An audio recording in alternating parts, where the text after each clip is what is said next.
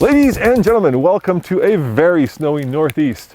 I'm here just outside of Portland, Oregon, where Minnie flew me to test drive the brand new 2017 Mini Countryman. And coming up right now in the fast lane car, I'm going to take it for a ride and find out just how much bigger and how much more mature this new Countryman really is.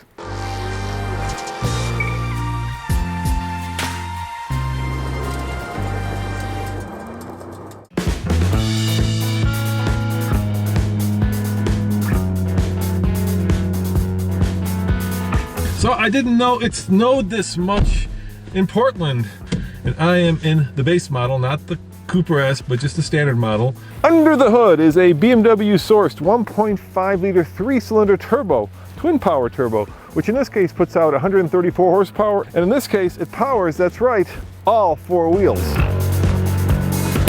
Let's take it for a ride. And the cool thing is, Minnie is a big proponent of manual transmissions, and I've got a 6-speed manual. You can get the 6-speed in both this and the Cooper S. Now, it's a good thing that I'm in the all-4 because, well, it's snowing, and it's snowing pretty heavily. In Colorado, we get these snowflakes that are very tiny. Here, they're these big fat ones, and I think that has to do with the amount of moisture in the air. First of all, I love this. It's a regular key fob that you keep in your pocket, and now there's a stop-start toggle. My mom actually has a previous generation Countryman, and you have to find a hole and stick the round key in a kind of a weird crescent-shaped hole, and she has a really hard time with that, and this is much simpler. So Minnie has now put together this very simple toggle switch that starts the car, and they say they've put it right in the center here so that it's close to the either, you know, stick shift or transmission selection lever so that you can toggle the engine on and off. There's also stop start. The interior of Minnie's has gotten much more mature and much more refined. It used to be that and probably some of you like this, that the window controls were here in the center stack on these toggle switches. Now they're over here next to the windows, where I think most people probably find them much more convenient.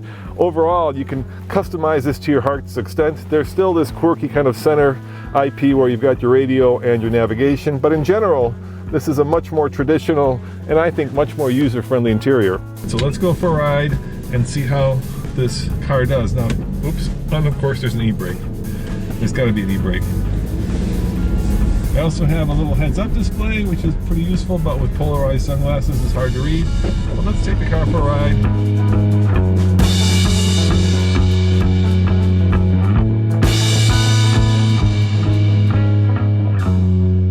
Generation felt a little toy-like, and Minnie has upscaled everything. It's like they've taken the Mini, stuck it in the oven, and kind of poofed it out. So it's very similar in terms of looks. The front headlights are cantilevered back a little bit more. The back has these kind of, I think, funky eyeball turn signals and taillights. But overall, it looks like it's a Mini that's been baked a little bit longer in the oven and it's come out a little bit fatter. It's about the same size as a Golf in terms of the platform. It's about 8 inches bigger than the previous generation, and what I mean by that, it's longer and about 1.3 inches wider. So how do I fit in the back seat? Well, you can see for yourself. With this panoramic sunroof, of course, you lose some headroom, and while I'm not sitting behind myself, I do have plenty of leg room. If I were sitting behind myself, it'd be a little tight. Now you might be thinking to yourself, yeah, but Minis have a reputation for questionable reliability. Now keep in mind, guys, we don't do reliability testing, so I can't speak to that. There are other publications that do. And of course, you're welcome to comment below on that. Overall, this Mini has grown over 8 inches, and that means that there are large dividends to be paid in terms of leg room and shoulder room. So it does feel much more spacious, and it feels like you could probably get 4 people in here relatively comfortably, and 5, yep, their seatbelts in a pinch. So Minnie says this is the most roomy Countryman they've ever built, and I suspect they're right. It feels like a real car now. It's no longer just kind of a tossable plaything. Now, is it still tossable? Well, let's find out. This road is relatively twisty and fun.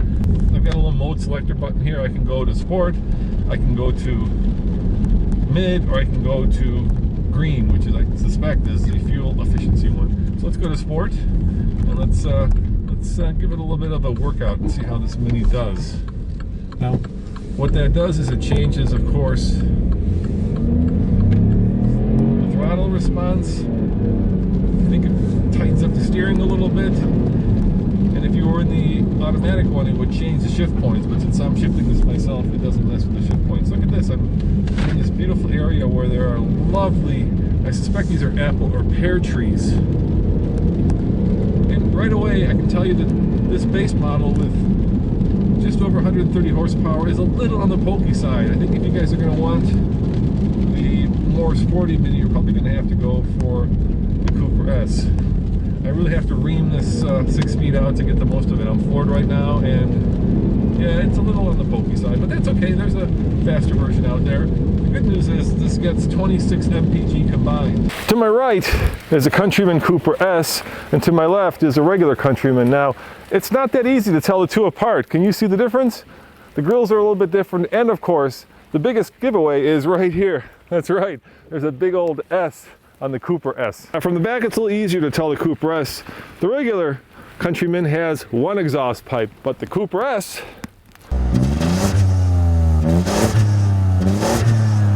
check it out. 1, 2 exhaust pipes, and of course, the obvious Cooper S badge.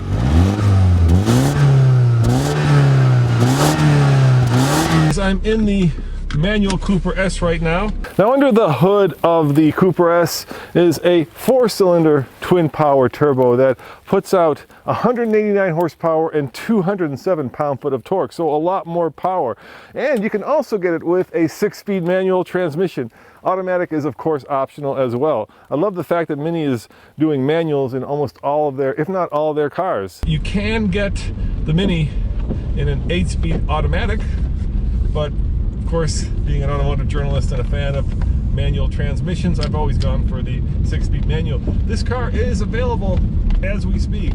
Right now at your local Mini dealerships, they're just starting to trickle in. And in terms of pricing, it starts at about $26,000. And if you load it all up with all the bells and whistles, then it can go up as high as, well, $40,000 or even $43,000. So really, you know, Minis are very customizable, and it's up to you to decide how much money you want to spend on the vehicle. We've got 40, 10, 40 folding seats, so that middle section folds down. So if you want to throw the skis in the car instead of putting them on the roof, you should have no problem with that. Overall, there's a lot more room, and this makes it a much more, let's say, weekend getaway friendly car.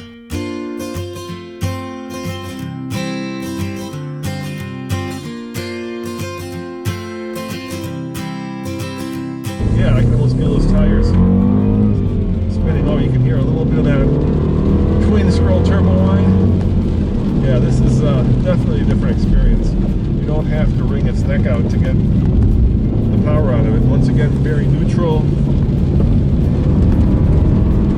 I can almost toss it around, which is unusual for an all-wheel drive car. But then again, we've got slick and rainy conditions, so the tires are fighting for grip. A lot more engine note. It sounds a lot more aggressive.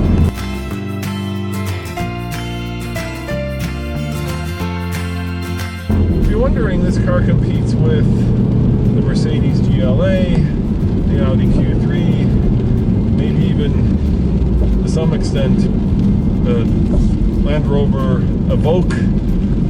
This, of course, is the smallest of all of those, by far. But Mini says they've put the extra 8 inches into good use. For instance, the seats in the back are not only adjustable for rake, but they also slide back and forth. Up front here, I feel like I've got a lot more shoulder room. Everything is very upright, so I feel like there's a lot of room in front of me. I don't feel like that dashboard is coming up into my face. And it still has that kind of quirky, tossable, turbocharged feel to it.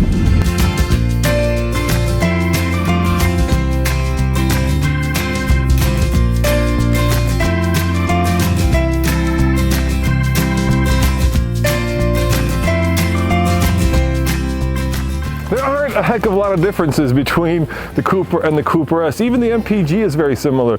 This one gets 24 combined, this one gets 26. So for my money I was spending on a brand new Mini Countryman, I would of course go with, well, you know that, the Mini Countryman Cooper S with the 6-speed manual. As always, this is Roman reporting for the Fast Lane Car. Check out tflcar.com for more news, views, and of course, Mini Countryman and Mini Countryman Cooper S reviews. Just click here for more great video reviews. And thanks for watching, guys. And I gotta get inside before my camera gear starts to malfunction. It's getting very wet out here.